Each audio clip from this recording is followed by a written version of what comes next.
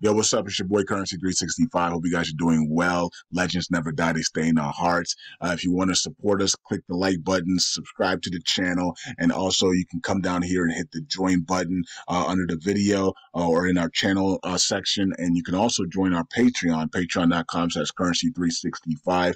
And we also have Cash App and also PayPal for supports if you want to sow some seeds. Peace out. God bless. Enjoy the video and keep the movement going. Legends. Bye.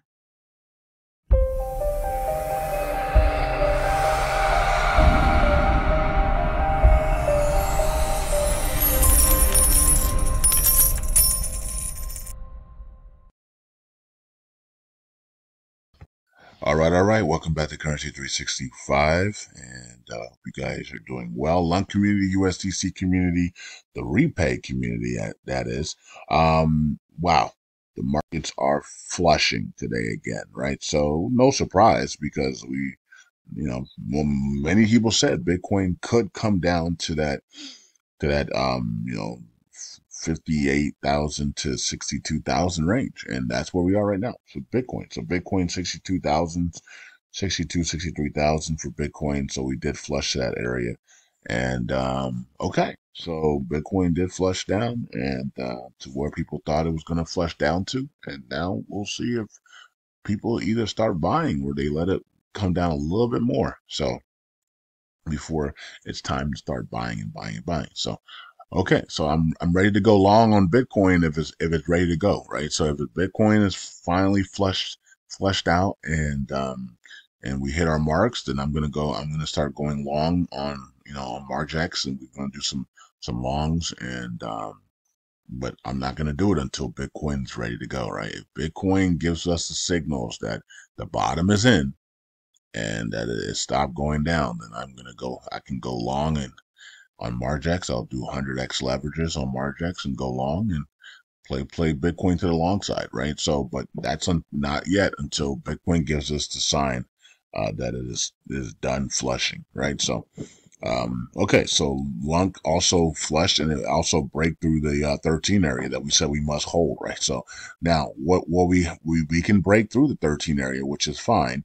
There's no problem with doing that, but we don't want to close below the 13 area, right? So, so we broke through it, but we need to close above this 13, right? So, so we did flush all the way down. So can we recover today?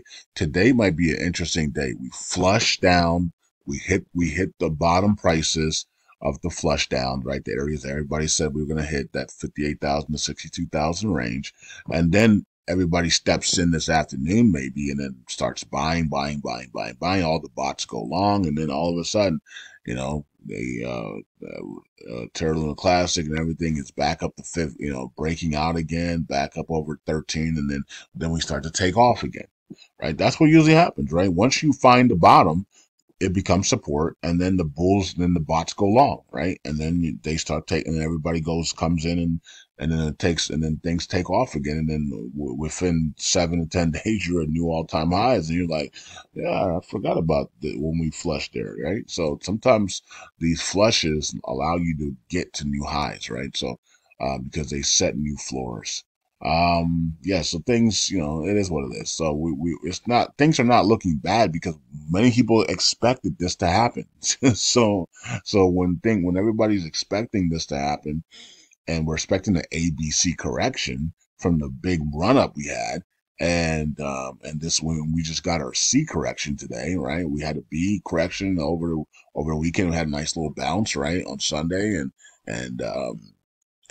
Sunday and Monday, nice little bounce. That was a B correction, and then now we're flushing to the C correction, right? So ABC correction is in, and is it over though? That's the problem. We're on the C, and C might take maybe a day or two. You never know, right? Or it could be over right now. So we'll see how everything changes today.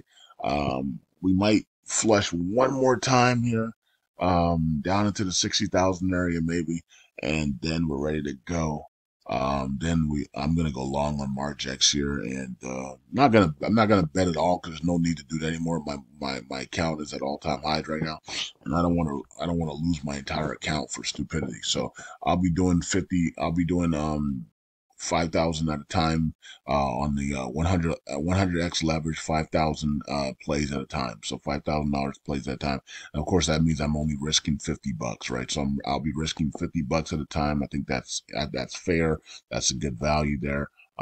Especially when Bitcoin is down at these prices, we believe that's gonna go from these prices to 80,000, and I can do $50, which is a 5,000x leverage, and or $5,000 worth of 100x leverage, and I can just be doing trades like that to the upside. So I'm gonna wait here and see how it plays out. I might even put some orders in down at the. I don't even. I'm not gonna do anything. I'm just gonna wait. I'm gonna wait for Bitcoin to officially find the bottom, and then once it do, I'm gonna go long there on Margex. I'm gonna go long for the 50. So you guys that are on Margex with me, it's like I think there's 29 people that have signed up. But man, I don't know how many people have actually funded their accounts and actually started trading. This is a good time. This is a good opportunity. Once Bitcoin finds its leverage here or finds the bottom here, and everybody starts to go long, man, it's a good time to make some money, man, trading crypto. So it's going to be exciting. Just like it was exciting on the way down. We made a lot of money on the way down, right? A lot of you guys made money on the way down, shorting Bitcoin on Margex. Those that are on there or trading on other platforms, same thing's going to happen on the way up, right? So once Bitcoin finds the bottom, we can go long on it on the way up. When everybody says, "Hey, I'm putting $1 million here, I'm putting $100,000 here," and when you start seeing those type of videos, it's like, "I'm putting $1 million in Bitcoin right now," to the upside, then okay, everybody's going long, the bots are going long, let's go long, and let's put this 100x leverage to work and then make some money. All right, so let's check out USTC, and down 13% today. All right, volume is up 100%, but yeah, we're flushing here. 0.024. So if you wanted them USTC, then you can, whatever you wanted, you could get now, right? So, the only part I'm actually angry about is that Jasmine did not fall to our levels on Patreon yet. Jasmine's holding up way too well here. I wanted Jasmine to fall a lot further here. But whatever. If you guys follow me on Patreon, you know that we had a bearish head and shoulders pattern on Jasmine. We had it falling to a certain price. We're not there yet. So, but, Luna 2.0, still haven't heard from anybody about burning Luna 2.0. That should tell you, it's been 48 hours now, right? Nobody has said anything about burning Luna 2.0 or, nobody said a word, so nobody's interested in Luna 2.0 apparently. So, which is it's sitting there as a gold mine, so that you can be able to, run it up, to big levels, and then take that liquidity and dump it into LUNC. It's sitting there as a gold mine with only 600 million tokens. This is a gold mine for a massive pump to the upside, if we can start burning tokens and then take that your winning earnings and then dump it into Luna Classic and USTC. But people just don't care anymore, I guess. Let me look at Jasmine. I wanted to fall a lot lower than this, man, but Jasmine's just still holding up pretty well here. Even though it's down 13%, it's still holding that 1.5. I want one more flush down on Jasmine here into my levels on Patreon that I have, so I can start buying. But I'm kind of angry that Jasmine's not falling a lot further. Look at the markets here. Wow. 62,000 Bitcoin down 8%, Ethereum flushing down that 3,000 area again. Interesting, because once Ethereum hit that 4,000 area, then everything went bearish. And for you guys know, on Patreon we've been talking about that level, those levels. I'm not gonna say what level because that's for Patreon, but But it's really interesting that everything even Solana's flushing today. Solana can't even hold up today, but it did hold up all week to that 200, like I said. But now it's flushing a little bit here, down 17%, down at 172. So if Solana gives us under 150, man, I'm gonna be grabbing some Solana here. I'm gonna watch Solana here. If Solana gives us under 150, I'm gonna be buying more Solana here, and putting it into staking. Um, XRP flushing for it just XRP just look at Shiba Inu flushing as well. Everything flushing double digits here. It's amazing how things can flush like this, but it takes forever to go up, but it can flush within seconds, right? That's the thing about the manipulation of the exchanges and these entities. They flush these things, and but then to go to the upside takes forever. Hey, look, Theta 250. We talked about it yesterday on Patreon, right? Talked about it yesterday on Patreon. Theta 250. We said, uh-oh, Theta bearish candle here on Theta. Watch out below, right? And I'm gonna be a buyer, right? So I'm gonna buy some Theta here, and so I'll be grabbing some Theta there because next stop is $5 to $8 on Theta. So we talked about that. We talked about Theta. If it flushes down to that $2 range, that $2.50 range, wait for the next stop. It's going to be about $5 to $8. So watch Theta here, folks, because that's exactly what's coming, in my opinion. So it did do exactly what we said, right? And so next stop for Theta should be $5 to $8.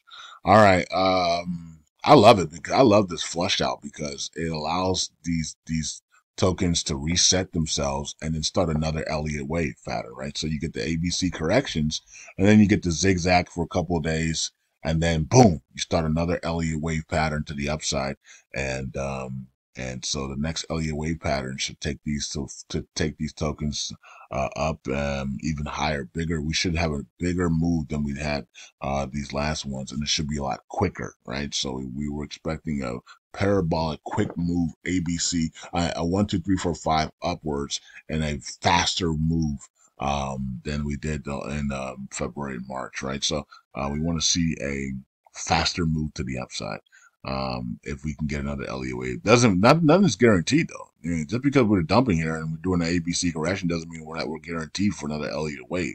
We could sit idle and sideways and for until freaking June. You know what I mean? Like nothing is guaranteed, and we got to realize that, right? Everybody's waiting for parabolic moves and altcoin season to launch right before the halvening here, and before we get another dump before the halvening.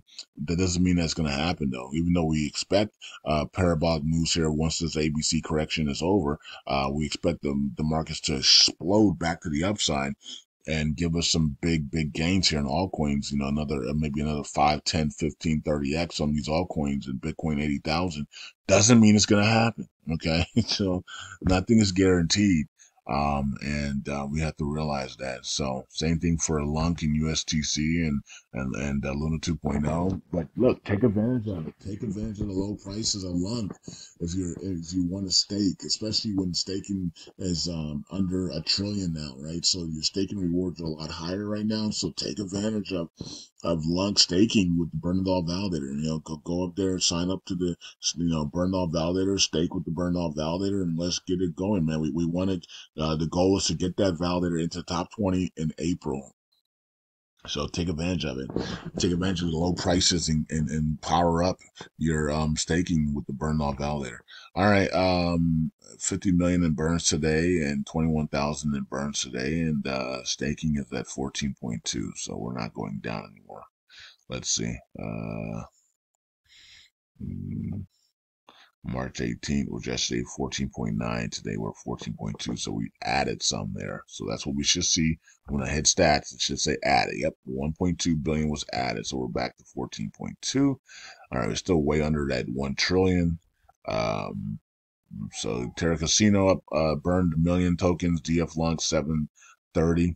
And the KuCoin even burned some tokens. Okay, 276. Imagine if KuCoin was burning tokens with Binance.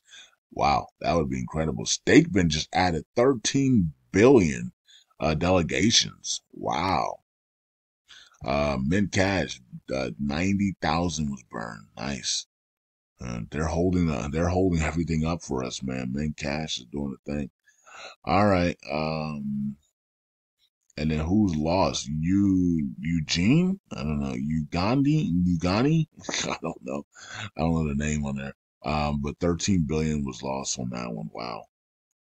Never knew you had 13 billion staked to you. I've never even heard that validator. So I don't know where these things are. I don't know where these people are coming from. I've never heard of this validator. We've been checking validators for a long time. I've never seen that validator. I don't know. I guess it was just hiding in the wings or something. Never heard of that validator. I've never even said that validator's name before. So to have 13 billion and I don't know who you are, that's crazy. LUNC is at 4.7 now billion, so that's a nice bump up. And then Luna's at 11. USTC is at 11,289. So USTC has been really steadily. Is money coming into USTC? I'm going to watch USTC here because it doesn't look like money is coming into US. I mean, it is still coming in. As you can see, it's still growing, but it's growing very, very slow compared to LUNC. LUNC's growing a lot faster than USTC. Okay. And that's because there's not a lot of USTC available, right? So, but it's a burn tax though, so it becomes available when you actually do a transaction, right? So maybe just more transactions are being done on LUNC than USTC. All right, that's understandable. Okay, let's go to the validators. And all right, as you can see, the numbers are dropping, right? So the voting powers are dropping. And it is what it is. All right, so all nodes still way ahead of everybody though. All nodes are still ahead, even though they're dropping. They're still ahead. They're at 15% still. They're not at 20%. So they're disobeying the dynamic system commissions there. When you disobey the governance and the blockchain, people are going to start to undelegate from you because you're not obeying the blockchain. We have the dynamic system intact for a reason and to make it fair here for well, that's what you guys voted on. So now you can go above it, but you shouldn't go below it, right? You shouldn't go below what it is. So we're supposed to be at 20%. You should be at 20%. Don't trick the system because people will undelegate from you for trying to trick the system and be unjust and fair. You see, Orion doesn't even give a crap. They're at 20% and they're like, I'm taking all 20%. Screw you guys. And so there it is. We have the top 10 there. And Stake Bin is now in the top 10. Big change here in the top 10. Stake Bin with that big delegations in the top 10. Where they should be. They should be in the top 10. We use them every day.